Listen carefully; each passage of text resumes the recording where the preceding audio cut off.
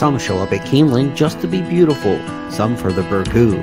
Me, it's because the best handicapping challenge on God's green earth is right here in Kentucky. Star horses come from Florida, California, and New York, Arkansas, and Louisiana, all to what undoubtedly is the greatest horse racing melting pot in America. Into the stretch at Keeneland, and Flight Line just moves right by. Life is good. Win here and you've done something. Love what you do and you'll never work a day in your life. That's Keeneland. Now, let's get handicapping. And welcome in, everybody, for the Keeneland Look Ahead as I work on my backgrounds here tonight. This is live, so we've got to get things set up. I did the It's Official podcast a little bit earlier today, so hey, this is live. This is what we do, producing, doing it live, podcasting. So tonight's Keeneland Look Ahead show, we'll take a look at Week 3's opening card, 9-race program. But the big story is the Pick 6 carryover. The first real major Pick 6 that we've seen this meet here at Keeneland, $53,000 in the carryover, almost $52,497 officially the carryover into the Pick 6. It'll be on races 3 through 8 on an 8-race card for Wednesday. So a lot to look forward to. We'll kind of recap a little bit about what happened during the course of the past week of racing and what we've seen through the first 2 weeks of Keeneland's fall meet. And, you know, special performance over the weekend by Maj, winning the Queen Elizabeth II Challenge Cup. She's on her way probably to the Breeders' Cup Mile now, maybe the Filly Mare Turf if they want to stretch out, but she's a pure miler. She stretched out and got the mile in an 8th in the QE2.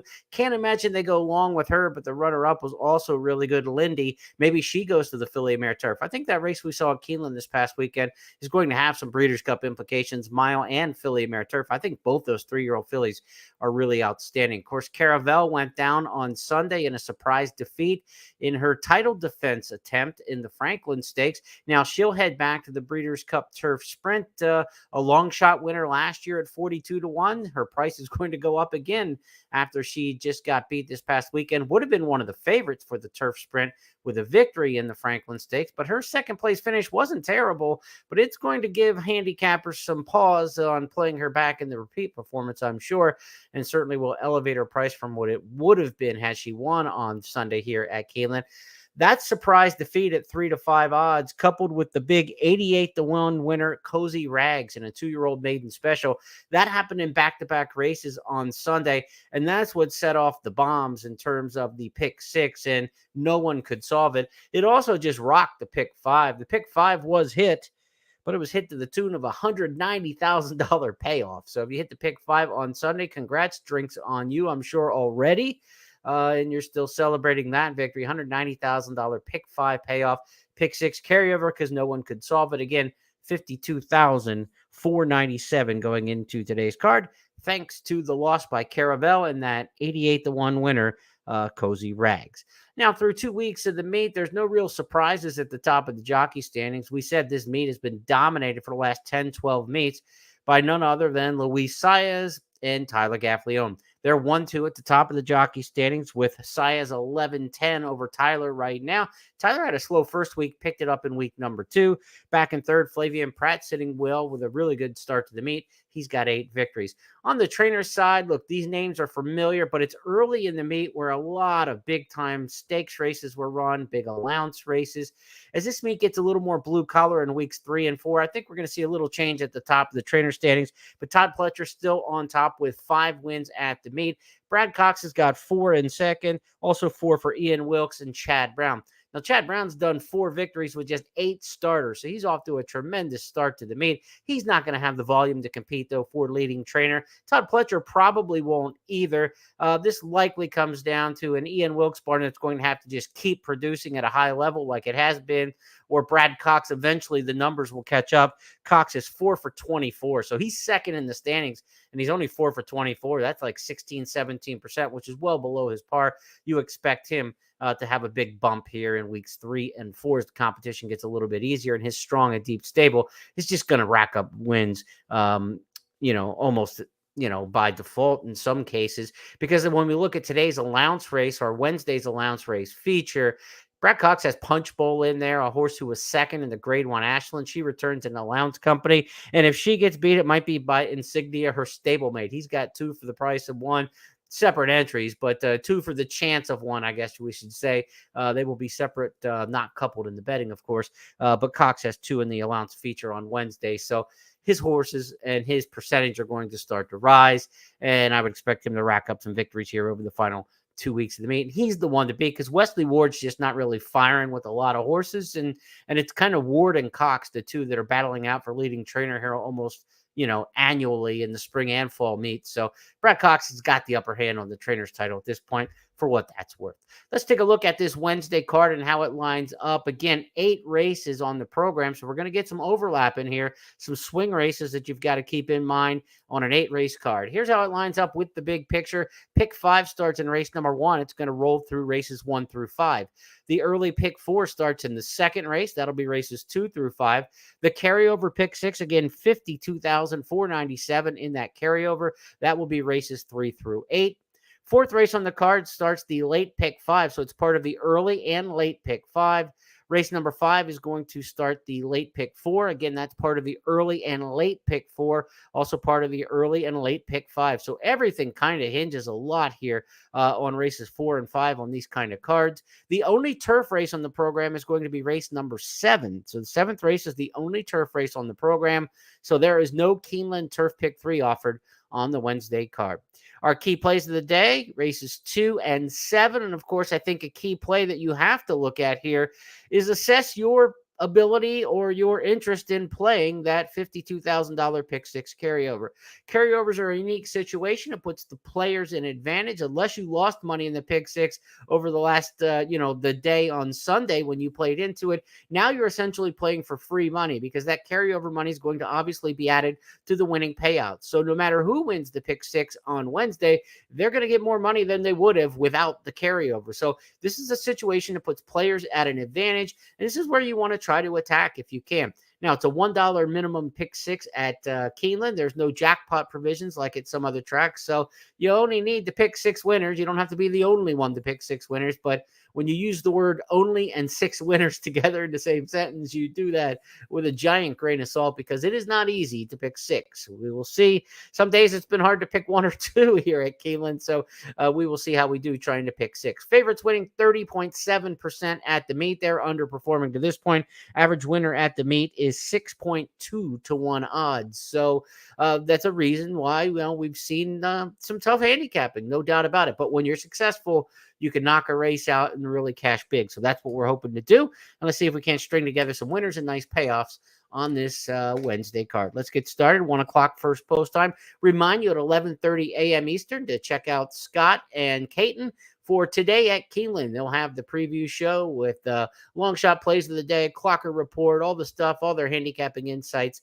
updated weather. Supposed to be good weather tomorrow in Lexington, Kentucky, so we expect fast track and a good turf course, if not firm.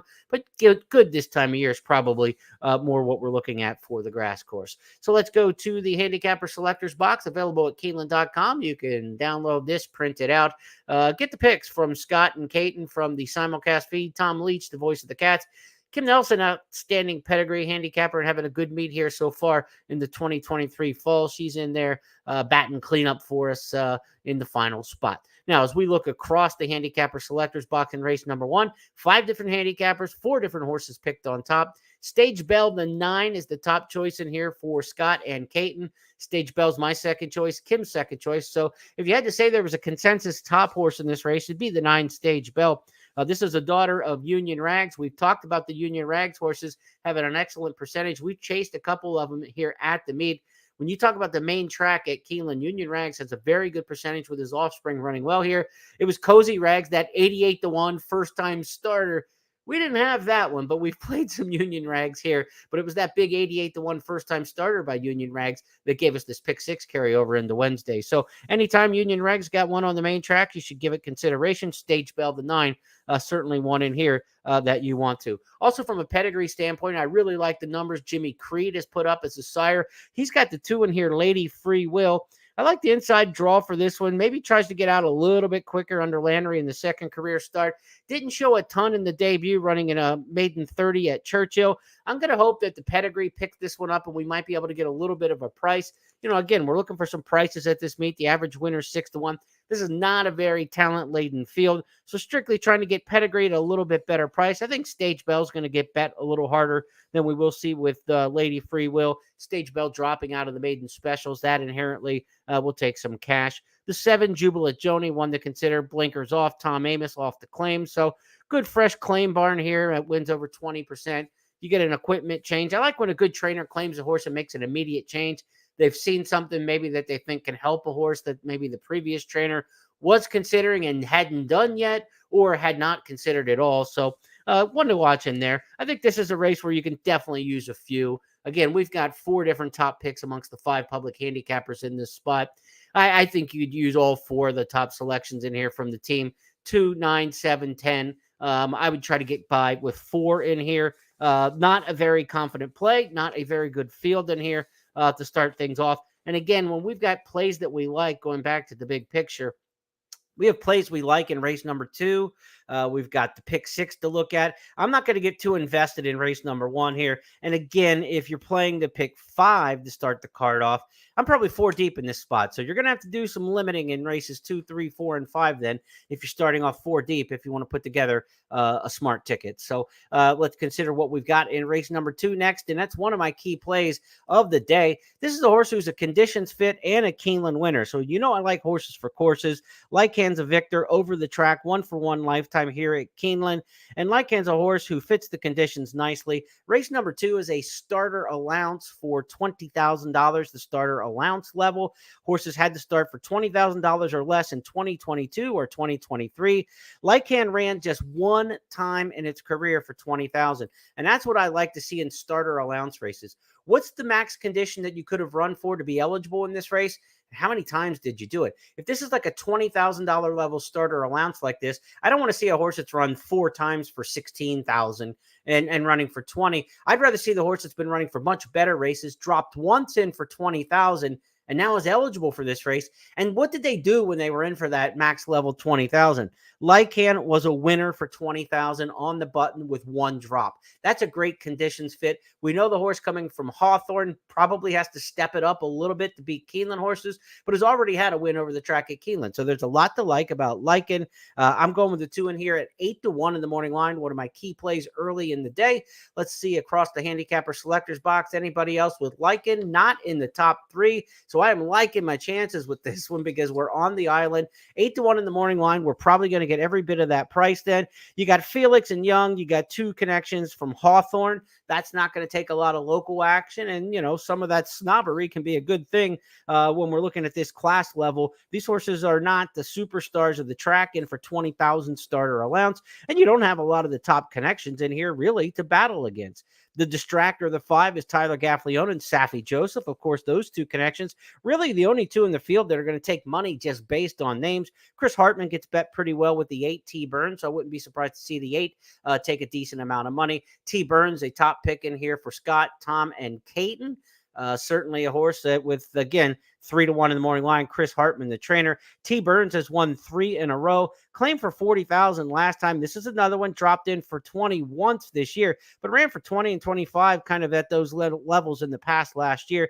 Certainly you could go with T. Burns. I would not have any kind of argument against that in this particular spot. I'm just trying to find a little bit better price. Slam Dunk Sermon's a horse who's always right in the mix. The last 7 starts, 6 top 2 finishes, and the defeats almost all have been photo finish styles. The distractor, certainly one who's usable in here. Blue Kentucky. There are 4 or 5 good options in here. So I don't want to take too short of a price on T. Burns, even with the 3 straight wins. It was 8-1, 9-1 at Churchill, almost 10-1 last time when winning that race for 40. Now goes off the claim for Hartman first time. Look, there are some multiple options you can take in this race, but we've got a horse we like at a price who really fits the conditions. So I'm not going to get too crazy in here with a lot of different combinations because, look, as I mentioned, there are 4 or 5 horses that are all in consideration in this particular spot.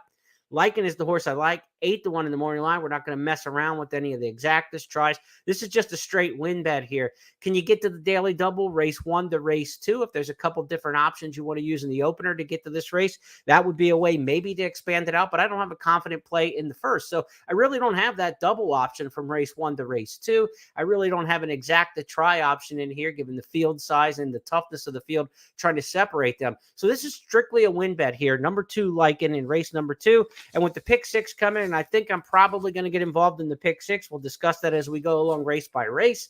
I want to kind of work my budget towards that carryover on Wednesday. So a little bit different, a strategy approach, not as many exactas and tries and pick 3s and pick 4s, pick 5s on the program. Win bets and go after the pick 6 is the approach that we'll take here on Wednesday's card.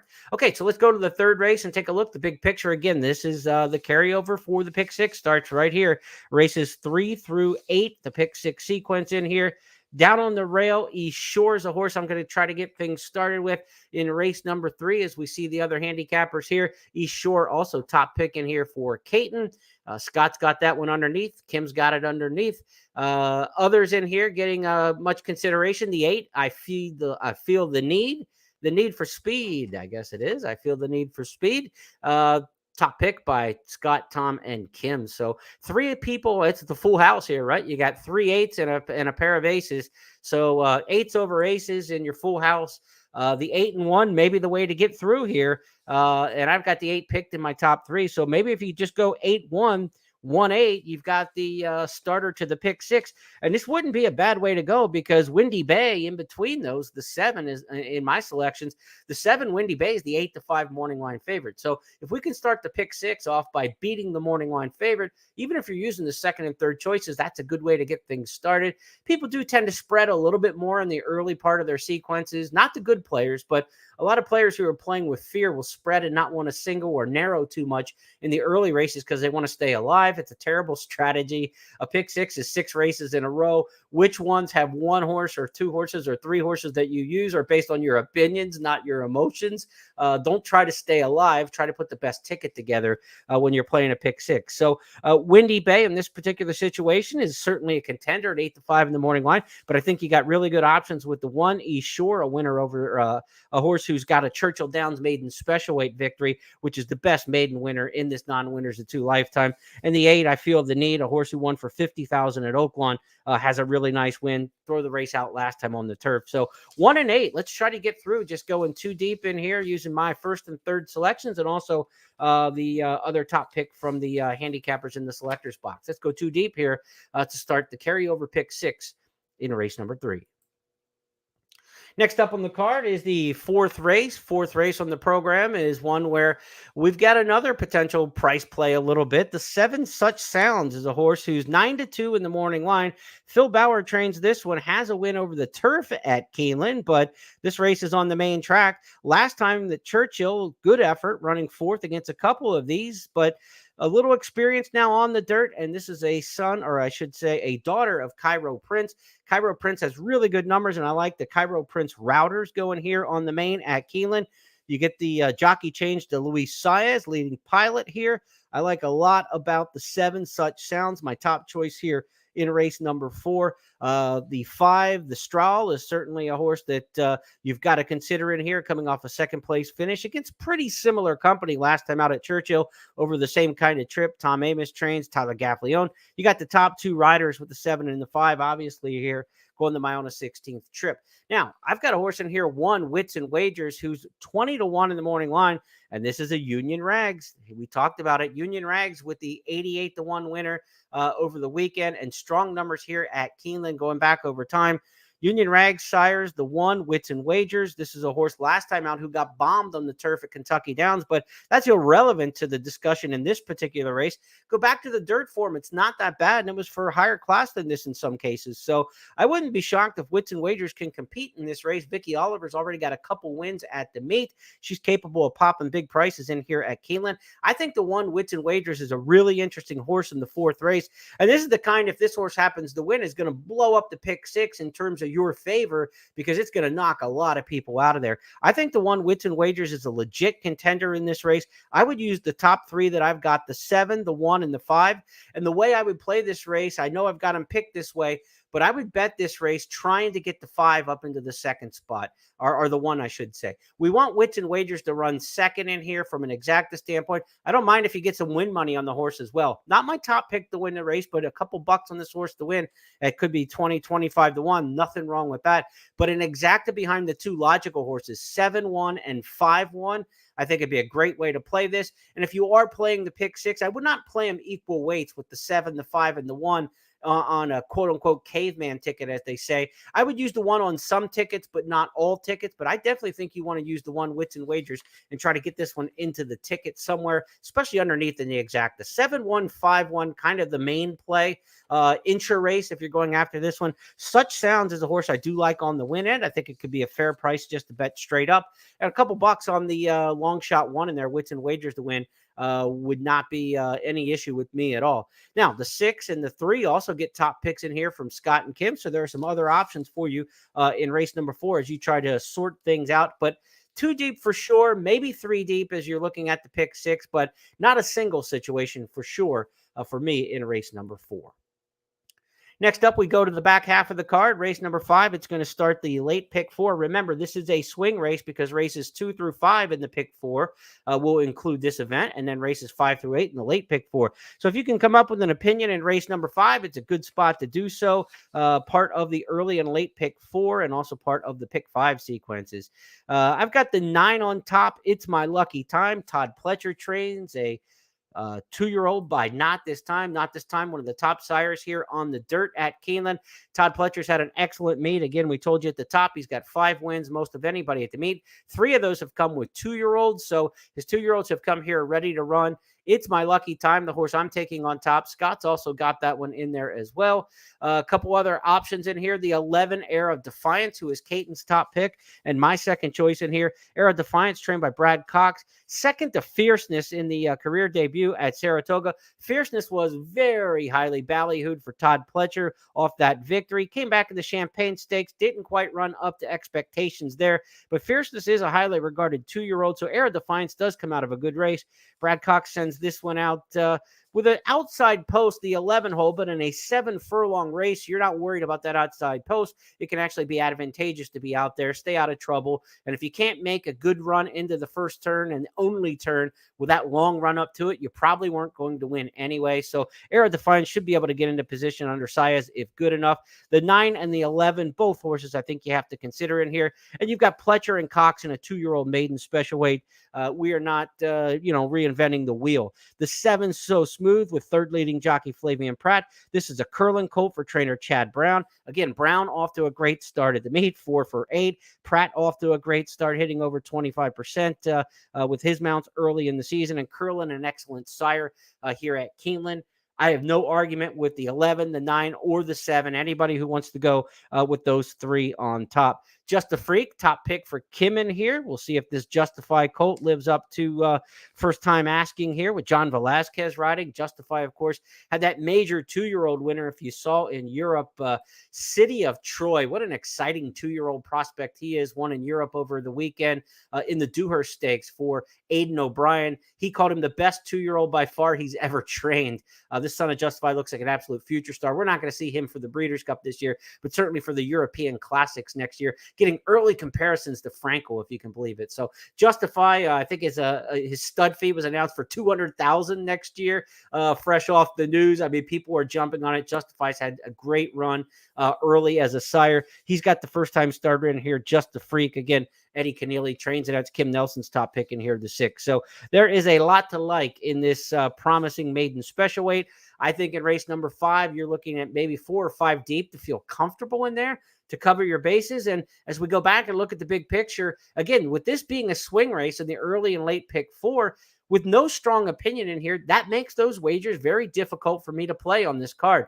As you've heard, as I've gone through these races, I don't have a lot of narrowed down type plays. And if you're looking at the pick 6 and you're having to go 4 and 5 deep, your ticket's going to rack up there pretty quick. So how do we get through here? I think you've got to use the 9, the 11, the 7, and I think the 6 is one you definitely want to include as well. So at least 4 deep in here, 9, 11, 7, 6 in race number 5, that being the kickoff to the late pick 4, and also part of the pick 5, the pick 6, and basically all the multi-race wagers. Let's go to the 6th race on the program and see if we can't narrow things down a little bit here. 6th race on the card is where a lot of folks are going to have their single. That is Punch Bowl. She was runner-up here in the Ashland Stakes in the spring meet. She's back for trainer Brad Cox, and she's going to be a heavy favorite. Here she was in the spring at her finest. Seeks running room, changing lanes toward the outside. Julia Shining is right there with her. Wonder Wheel is a wide fifth, 3 from the front. Defining Purpose has the lead. Into the final furlong, Central Bank Ashland. Julia Shining is contesting second with Punch Bowl. Defining Purpose in front by 2.5 lengths. Defining Purpose chased all the way to the line. Defining Purpose. So will she return a winner? We'll find out off that April layoff. She's by Uncle Mo. Brad Cox in his mile on the 16th races just has that unbelievable percent. He got another big win over the weekend with that first mission on the return victory, the horse who had won the Lexington in the spring. Brad Cox is unbelievably tough in these mile on the 16th races. And not only does he have the favorite Punch Bowl, but he also has the one Insignia. Now, Cox, when he draws the rail like he did with first mission in these mile on the 16th races, he's 9 for 12. It's an unbelievable run that he's on with these horses. So just a fabulous percentage. You've got to respect the rail and the speed and horses from the Brad Cox barn. Insignia by Curlin, a horse who sires at a great percentage here on the main track at Keeneland.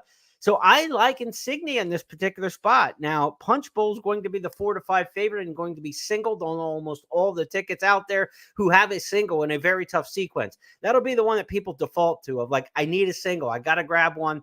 They're going to go to Punch Bowl in this particular spot. I think Insignia has a big chance to pull the upset as the quote unquote other Brad Cox entered in this race. And how many times have we seen that when a trainer has 2 entered? It's the longer price of the 2 that happens to win, whatever the reason for that. But I love the rail, and I think Insignia's form is right there. I mean, if you're a buyer speed figure advocate, I'm looking at the buyers 88, 84, 85, 84. They don't look any different than Punch Bowls. So you get some more recency with the Ellis Park form. You get the rail, aggressive jockey, and Gerardo Corrales. I'm taking Insignia for the upset here over Punch Bowl in race number 6. I know everyone else has Punch Bowl on top, and I will not be surprised if Punch Bowl wins this race. But how do you knock this pick 6 out of the park and separate yourself from everybody else? Unless you get a 20-1 winner earlier, like we talked about, if you've got a big price somewhere along the way and you can get one of those in, that separates the public. The other way you do it is to beat a heavy favorite and a horse who gets a lot of attention.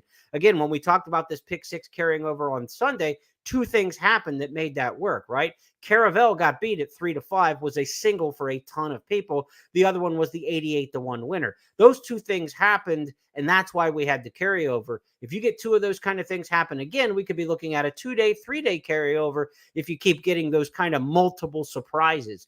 Beaten heavy favorites is one of the easiest ways to eliminate tickets when you're trying to see who, how big of a payoff you're going to get in a pick 6. The other one is an obvious big long shot. And those long shots kind of have to happen in races where people aren't spreading because, they've got to be in races where they have logical contenders because people will get to the long shots. When you start getting carryovers like this, the syndicates that bet the pick 6, the individuals with the deep pockets, they will get to the long shots in races that look like they need to be spread out. So upsetting the favorite in race number 6 could be the answer to a huge pick 6 on Wednesday, and we're going to go for it. We're going to swing for the fences there and try to beat that one. 7th race on the card, my final key play in here, the only turf race on the card. There's some big barns in here. Chad Brown's got Holy Gata, and you've got to respect that. Brian Lynch is in here with a major contender and Holy Foley. Ian Wilkes' barn's going well right now. You've got Steve Asmussen on the outside with Jenny Lean, who's going to take some action coming off the Kentucky Downs race. Vicky Oliver, like we said, has got 2 wins already at the meet. She's got our Dotsie in here at 10-1 in the morning line. Going to be one of my key plays of the day. I love the form coming out of Kentucky Downs. Good race last time. Behind a good one in there, Takia Lera is a nice filly. Wide draw last time. I see she comes in and gets the 4-hole this time.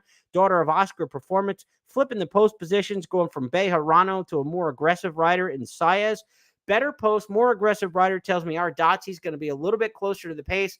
and I'm going with the upset here. But there are others who are on the same bandwagon at 10-1. So are we going to get 10-1? That's the question. Scott Hazelton, Kim Nelson also on the 4-hour Dotsy. Chances are if 3 public handicappers are on the same one, Caton's got that one picked second, we're not going to get 10-1. So this key play that we're looking at could be a 4-5-1 type proposition. But I really like this horse in this particular spot.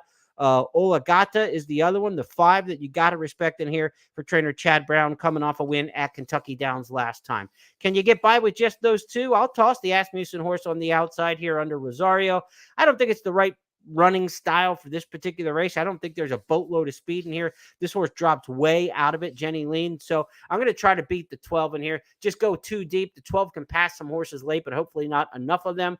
4 and 5, too deep to get through this leg in the pick 6. And our Dotsy, anything 5-1 or more, I'm happy to play straight up on the win end. And as you can see, as we get to the 8th and final race, Catalina Crush picked on top by 4 of the 5 public handicappers. If you can get to the last race and be alive in the pick 6, you're going to be feeling decent about your chances. Catalina Crush for Norm Cassie drops out of the maiden specials to the maiden claiming 150 level. Ran at Saratoga and Belmont at Aqueduct in the last 2.